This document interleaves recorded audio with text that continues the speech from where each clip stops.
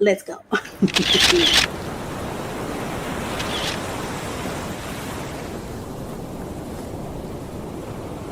Here we are. Okay. So today, because like I said, I have opinions like everybody else, and sometimes I like to share them. So let's get our speaker ready. Because there are audio clips that I might want to share. So we just want to get our speaker ready.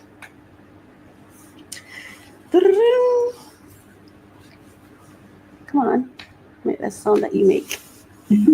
There we go. Bluetooth mode. Connected. The first one actually is about Marvin Sapp. I remember him as a gospel artist, recording artist. And hang on a second. Yes, I remember him as a gospel recording artist, but recently, I think it's like in the past couple of days, he was in the news for what persons are saying is he ordered the door of his church locked. My understanding of it is that he was seeking to raise some funding. He was doing fundraising. And so he was just saying, okay, let's close the doors because tonight we're hitting this target. That's my understanding of what it is. I didn't get the impression that he was trying to kidnap anyone. I didn't hear anything from the background that made me think that people within the church were feeling like they were about to be kidnapped and they will not be able to escape. What I heard was a man saying, okay, we have a target to hit, and he was going 100% and maybe 110%. I don't know, he was going hard. But for me, it is when we appoint people to lead us or when we surrender to leadership, what do we expect of them? Of course, we're not expecting anyone to abuse the power of leadership. No, we're not. But leadership in and of itself isn't necessarily a pleasant ride. They're not taking you on vacation. They're taking you to a goal, and they're going to be different aspects of the ride. Some will be bumpy, some will be harsh, some will be soft, some will be tender. It's a process. And sometimes for me, when I heard this story, I sat to myself and I'm thinking, okay, so we want black men to lead, right? We want men to lead. We have to decide if we want them to lead or not, because when they lead the best way they know how, so much criticism. And I'm not saying criticism is a bad thing, because yeah, it's necessary too. But again, of course, remember, like I always say, like when I speak on these stories, first, I forgot to do this, but first I want to thank the persons who are in the stories, whose stories we are discussing. I thank them because they're going through the pain of it, right? And we discuss these stories here on Refresh, Relax, Renew because we see them as breakdowns that help us to do our self-work so we can achieve breakthrough. So the entire experience does not have to be wasted, because we know God is an intentional God, and nothing that happens within or around us is by accident. It's all in our interest, whether it's just for a lesson or if it's for support, if it's for provision, whatever it is, everything, all of what God gives us, I'm grateful for, and we ought to be grateful for, because in the end, they feed us, they build us, they help us grow. And so as we discuss these stories here, it's about spotlighting the breakdowns that we can then uptake as an opportunity for self-work so we can achieve the breakthroughs in our lives. Okay, awesome. Because it's a smart person learn from themselves, but also wisdom you learn from other people, right? So yeah. So yes, so I was saying with Marvin Sapp that he ordered the doors closed because, based on my understanding, he was seeking to raise $40,000. And I think as he was there speaking, as though he was not getting the kind of response he wanted. So he's like, okay, let's go harder then. Okay, lock them doors. Let's close the doors because tonight we're reaching $40,000. So I want you to dig deep. I'm paraphrasing here. This is just my understanding of the thing. we're going to close the doors. I'm going to do this. No, for me, this isn't new because I work in media and I've worked on multiple projects. This is not new for me. When you're in there and you need something to be, I've done it where I've said, no, we're not leaving tonight until this is finished. I know you want to go home. I know you have, but we're not going. So let's lock them doors because we're going to go tonight. We're going to sit down. We're going to get this done. We have to get it done. That's what leadership is. So we have to decide, do we want people to lead or not? Anyway, I'm going to play a clip from the Rickey Smiley Morning Show where he's addressing the issue. I'm not playing what happened because you can go there and you can check it. And that's what I want to talk about. I just wanted to share my thoughts on it to say, listen, we have to decide if we want people to lead us or not. Okay, because leadership is not necessarily going to look necessarily the way we expect it to all the time. And of course, I still think, and I've always said this, even though my thoughts and my interpretations and understandings and perceptions may differ from others, I believe we all have our purpose to serve. So there's also lessons to be learned from those persons who are coming with harsh or critique, and persons who think he was wrong for doing that, or persons who think, oh, he was kidnapping people. I never got that impression at all. Okay, so here he is speaking about it. Had dwindled after my wife had passed and my membership had dwindled after my wife had passed because I had to travel more in order to take care of me and my kids. Right. So, my membership, it dwindled, but we never lost anything. And as a matter of fact, this is factual. The day I announced the new pastor, I burned the mortgage of the church. When I left Grand Rapids, I left my church not only debt free, but I left them with 6 figures in the bank and put a brand new pastor in and walked away and moved to Texas. I'm not walking around here trying to be a pimp. I'm not trying to take advantage of people. That's never been my passion. I'm serious about ministry. And let me go one step further. There's a whole lot of other pastors around here that are doing the same thing. Most pastors in America are bivocational, meaning they have jobs outside of their churches. The average church size in America is only 75 people. Look it up. It's factual. So we're not getting rich off the church. I am bivocational. I'm a W-2 employee at my church. I have a syndicated radio show that I do every week to over 60 different markets. I own real estate. I have mutual funds.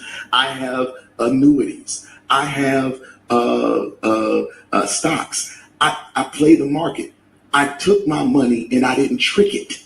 Money that you made, money that I made from music, from hit records. I'm one of the only gospel artists with billions of streams. And you tour. And I tour. I just came off of a tour. Sure. That I made tons of money on. And I'm at the crib right now chilling because I don't have to go on tour. I can wait and do my next day.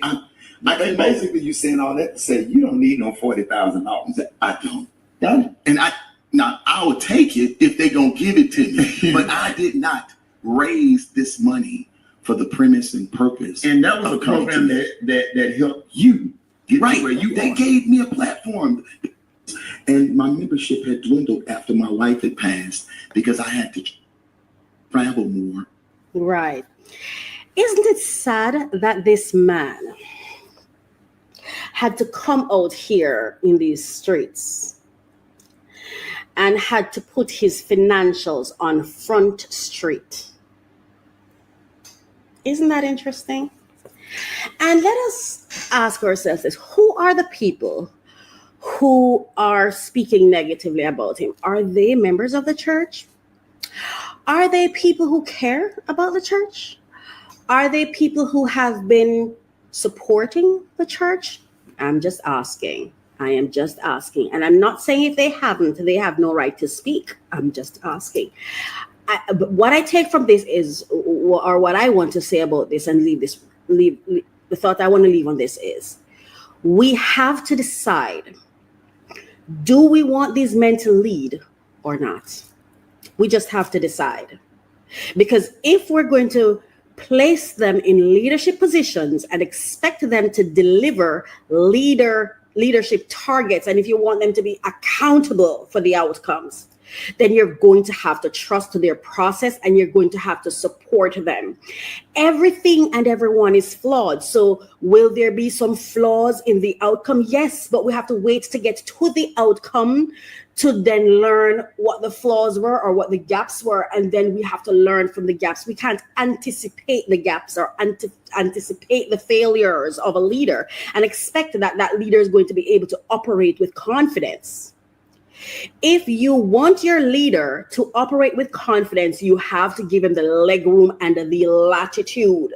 You have to give him that runway for him to be able to fail. Because was it what Thomas Edison, how many times did he fail before he did his invention? I think of the light bulb. Was it of the light bulb or electricity? Whatever it is that Thomas Edison invented. And forgive me for that, right? I'm just saying, you have to give people latitude. You have to give them a runway. You have to give them time to do what they're doing. And you have to have faith in your leaders, because sometimes, let me tell you something about leadership. Sometimes you have to crisscross and go around corners and undercut and go over ground and come around to come back to meet the target. And you don't need people questioning you through the process. Wait until the process is completed, and there will be time for assessment. There will be time for assessment. We can't mitigate all mistakes and all failures. We have to open the door and allow a leader to lead. And then we have those moments we say, where we come together and we do the assessment, we do the reporting, and we say, okay, what are the lessons we learned here? What are the things that we could do differently? But we have to wait until it's finished. We have to decide, do we want these black men to lead or not? This man sounds like an excellent leader. I didn't see any, I saw leadership when he said, lock them doors. Even if I were in there, man, I would have had to dig down to get even a dollar if I had to, because he had a target to meet. We let him in through those doors, and we allowed him to stand up there trying to meet this target. And we're going to benefit from the target. Even if he pocketed it, we still benefited. You see, we need to be careful how we underestimate human resource. You know, it was this morning I was talking about a client that I had who's been so rude to me for a couple of years now. And then today he figured something out and he came to me and he apologized because he realized that what he kept asking me for was not my job. I delivered my job. But you see, what happened is when I resigned or I left the project, because he didn't fire me, he just added someone to it, and I did not want to work with anyone, because when it comes to certain areas of work, if I'm sharing this space, like it's like accounting or when you're administrating someone's website, right? And you have a second person who have access to that too, you have to be very careful, because what if they make a mistake? Then I'm also accountable, right? So I removed myself, right? And then he realized after I removed myself, he realized he was losing money. Lots of money, thousands of dollars, right? And instead of coming to me and say, hey, I'm not quite sure what's happening, he was blaming me as though I did something wrong. And me, when you blame me for something I didn't do wrong, I let you talk. I have nothing to say. You have to ask me a question. You've made your conclusions. I'm gonna leave you with it. I'm leaving you to your conclusions, okay? And then he realized, hang on here. Yes, when she let these things stop, but I wasn't paying her for these things. You see, you can hire, so when you hire someone to clean, you might get someone who cleans the areas that are visible to you. And then you have those cleaners who clean the corners. And then you have those people who clean both. You see, I'm a cleaner of both because I'm 100%. Whenever I go into anything, I go in 100%. And this is what happened to 100%ers. Sometimes we come in so hard that people misunderstand the energy of what we come with. It's really the targets we're trying to hit. We're not doing any chit chat. We're trying to hit the target. It's the target we're trying to meet. And sometimes because of that, we're seen as difficult and this and that, when really and truly it's the target you're trying to meet. You know, the better the leader, the more uncomfortable you will be as a follower. That's what we don't understand. But a lot of times, you know what the word chooses? The person who cleans the visible places, the places you can see and it looks clean. Yes, that's beautiful. Yes, that's it. But what you don't know, but the client didn't understand is the things I was doing for him they're not in the obvious areas. It's in the back end. I was protecting him and he didn't know that. It's what I'm saying. So I was thankful for his apology. And in one simple step, I fixed it for him. You see, we have to decide. You either have faith or you don't. You either trust God or you don't. You hear some people say, oh, God provide, glory, hallelujah, God provide. You know, when times are hard, and you have to decide, man. If God is providing, times are not hard. God has you where he wants you to be. God gives you the amount of resources he wants you to have.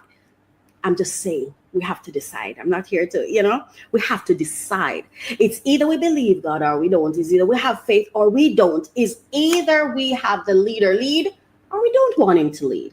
But everything is not going to be clear every single day of that leadership in every single aspect of it. And there will be gaps, and there'll be holes, and there'll be errors, and there'll be mistakes, and there will be human error too. You have to even give them space for human error. So that's what I have to say on that topic. And the next thing I want to talk about, and I think this leads very well into the next topic that I want to talk about, which is Halle Berry. I love her. She's one of my favorites, you know. Now, Halle Berry made a statement that I think is so powerful.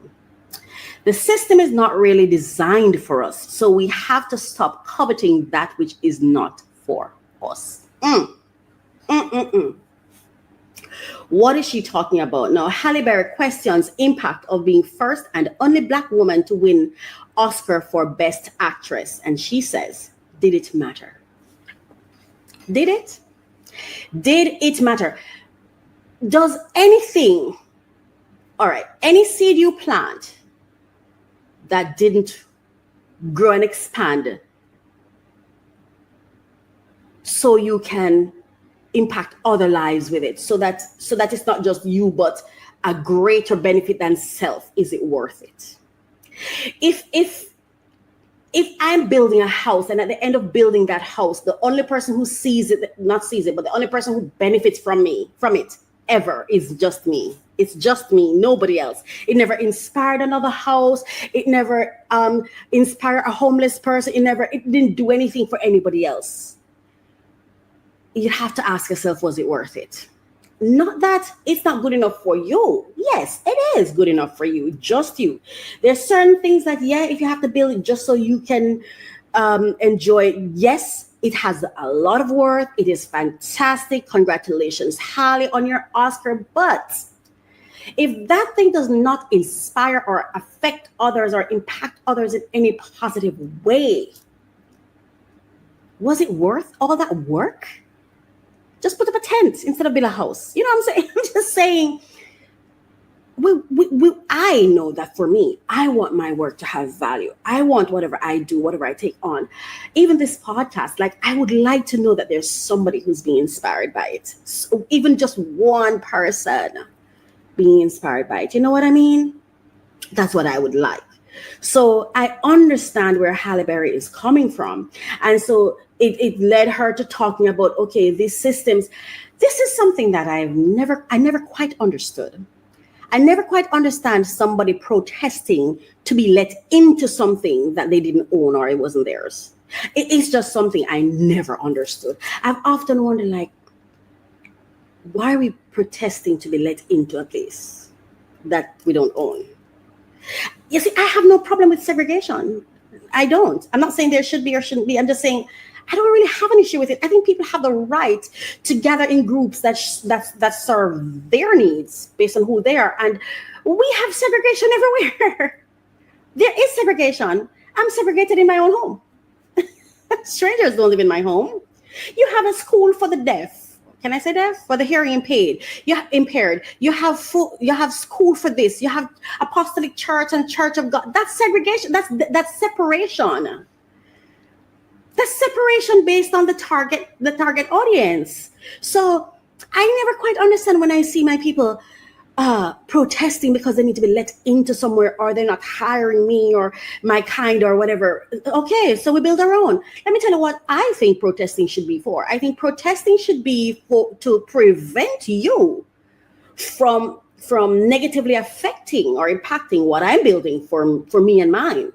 That's where protesting for me has great value. When I'm in defense of my own, I'm protesting you tearing down my thing. Even though in the back of my head, I feel like perhaps the reason sometimes we protest to be let in is because people feel like, well, I had my own and you tore it down. Now you're going to have to let me into yours. But I just feel, for me, I don't want anything that's not mine. If it's not divinely mine, I don't want it. I don't care how good it is. I don't care how it makes me feel. I don't care what it does. If it's not for me, I can't do the struggle thing. That struggle thing, that struggle love, struggle acceptance, struggle money. Dear Lord, please. Remove it from me, my presence, my vicinity, my family, my community. No struggle, God, no struggle. Flow.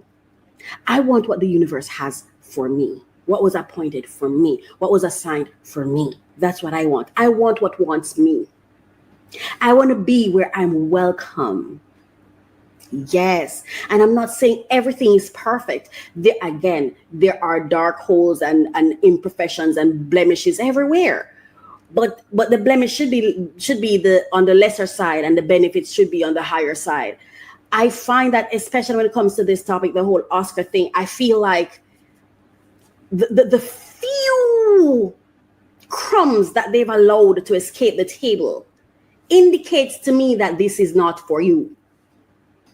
So I really don't understand why we keep hoisting it up as the standard.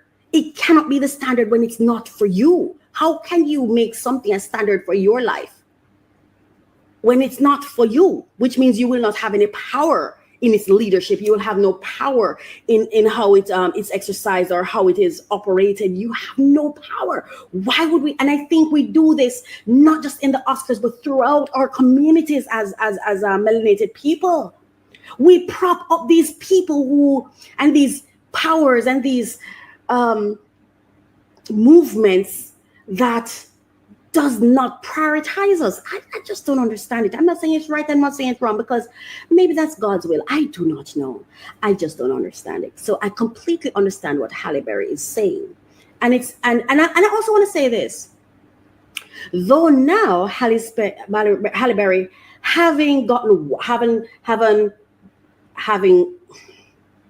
after she has grown, she has gotten wiser. She's learned so much from her experience. Yeah, looking back from this place of wisdom, you're thinking, was it worth it? But I think for the age Halle Berry that won it, it was worth it for her. Whatever it did for her, then whether it made her feel like she was successful, whether it gave her the inspiration to say, yes, I can do this, whatever it did for her, whether or not it was the best route to get that kind of motivation or inspiration, whether or not it still worked. So I still think to honor the experience that she had and the drive that got her there in the first place. I don't think we should throw out the work she did to achieve it, all the efforts she put in to achieve it. So yeah, the Halle that you were, it mattered too. It mattered to the then you, the young you, it mattered to. But as we grow and we get wiser, we can do the evaluation and say, that's what I'm saying with leadership, right? You don't get to do the assessment in the beginning. You have to wait until the end to do that. So anyway, that's all I want to talk about for today. I hope I didn't offend you, because that was not what I was seeking to do. But I hope instead that you were inspired to have your own thoughts and your own, interpretations of these things. Don't just rely on what everybody else has to say, but have your own thoughts, have your own opinions. Have your own thoughts, have your own opinions, have your own interpretations, and understand that nobody has your purview or point of view. Nobody has your vantage point in this life. You're the only one who does. You are the only person with your vantage point. So don't undervalue your perspective, whether or not we agree with it. Just remember that, yes, it's good to have information and to share and to hear what other persons think and stuff. But remember, your vantage point takes precedence. Okay? It takes precedence. That's all I want to say for today. So thank you so much for being here. Thank you for being with me. Thank you for listening. I'm so happy. Can you believe we're on episode 6 of our podcast? I love to open new packages. I want to deliver the latest information on the top funding opportunities for entrepreneurs who are seeking funding. Come along with me and Coach Racquel, and it is a passion project for me, so I'm so happy to bring this to you. Thank you so much for listening. Thank you for watching.